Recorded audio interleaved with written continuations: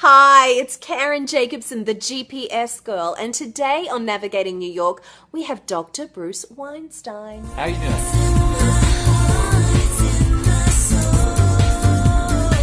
When I'm in New York. Bruce, how are you? Great to be here. It's great to have you here. Tell us about your relationship with New York City. Well, I was born in Brooklyn, and then I grew up in Texas. I moved back in 1999 to accomplish two objectives. I wanted to become a popular force in ethics and stimulate a national discussion about ethical issues in everyday life. Yes. And I wanted to find a soulmate.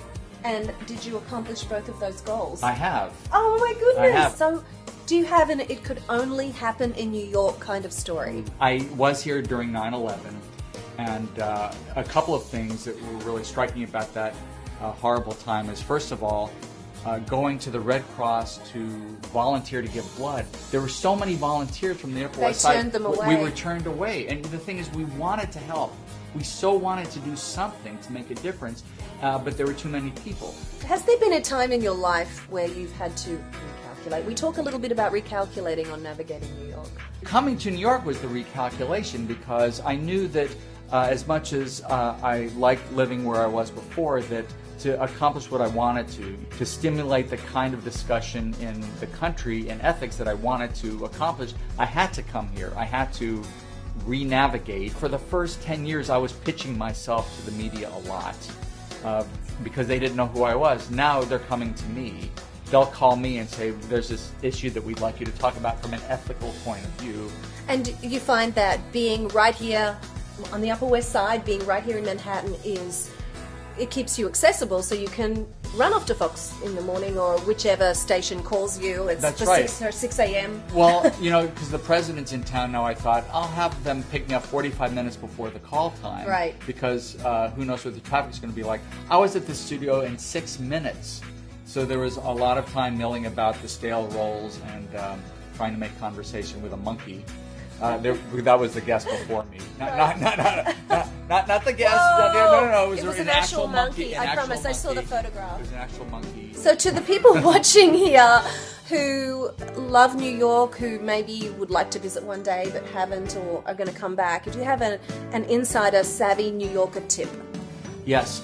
The bagels to get are the ones on 72nd Street. That's tip number one. But the second one is, as a public speaker, I travel around the world a lot, and people will say, oh, you're from New York. I hear people are really gruff. But then I notice when people come here, they say, wait a minute, you're not rude, you're not gruff. It's a little different perhaps than, when we say something about your mother in New York, insulting, it's a way of saying I care about you, I like you. You worry if somebody totally ignores you. So if you were going to leave our viewers with one tip from recalculating and, from recalculating in your life, what would it be? What's your one piece of advice? If you're afraid about making a big change in your life, it's really worth working through that fear. A woman named Susan Jeffers says, feel the fear, but do it anyway.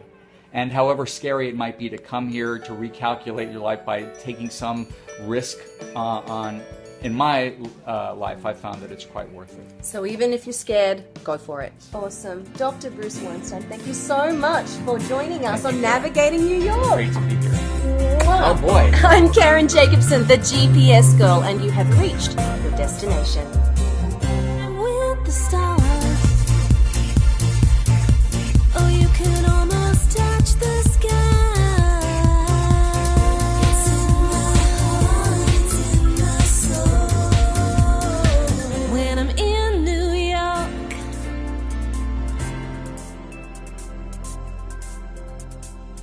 This episode of Navigating New York is brought to you by Essence of Valley, natural products for health, beauty, and well-being.